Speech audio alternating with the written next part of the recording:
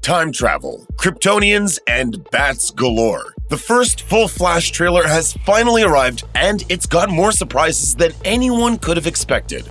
The Flash passed through the hands of numerous directors over the years before DC finally settled on IT director Andy Muschietti. One constant in this sea of turmoil was the fact that the movie would be loosely based on the 2011 comic book event Flashpoint. In fact, at one point, that was even the movie's title. In the Flashpoint comic arc, Barry Allen travels back in time using the Speed Force to save the life of his mother, who was murdered by the villainous Reverse Flash when Barry was a child.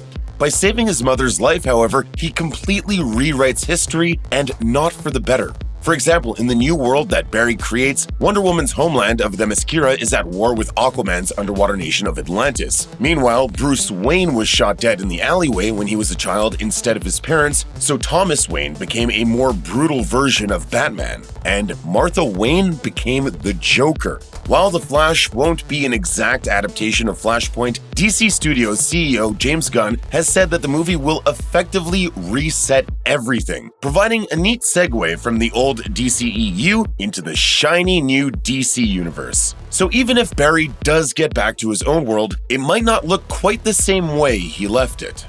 The first actual voice we hear in the new Flash trailer is that of Michael Keaton's Batman, who asks why Barry would want to stay and save his timeline. That shot of the discarded mask will probably remind you of a similar moment in The Dark Knight Rises, while the shots of Ben Affleck's Batman riding a motorcycle should also conjure memories of Christopher Nolan's Bat trilogy. It's clear that The Flash will mix and match the iconography of different Batmen in keeping with the multiversal thrust of Flashpoint. I'm Batman.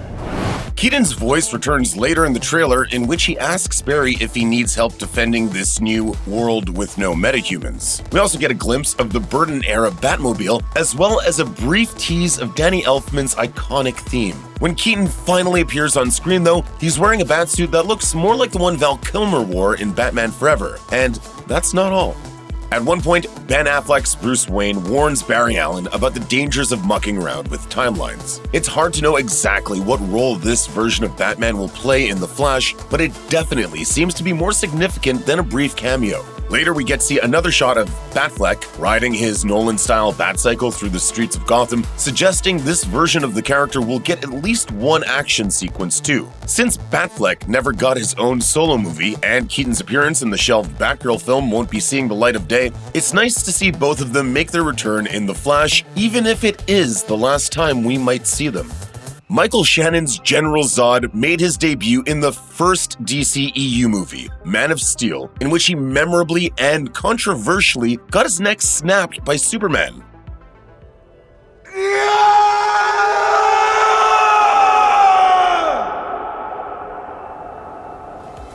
His appearance in the new trailer for The Flash is actually the second time he's returned unexpectedly. In Batman v Superman: Dawn of Justice, Zod's body was pilfered by Lex Luthor, who mixed Zod's DNA with his own in order to cook up Doomsday in the Genesis chamber of a Kryptonian ship. It wasn't the most triumphant comeback for Zod, though at least his genetic son managed to exact his revenge by killing Superman. In the new timeline created by Barry's interference with history, Superman isn't around to stop Zod's invasion of Earth. The Flash will also feature the return of Feora, Zod's trusted lieutenant, and it looks like we'll see a war breakout between Zod's forces and Earth's remaining superheroes.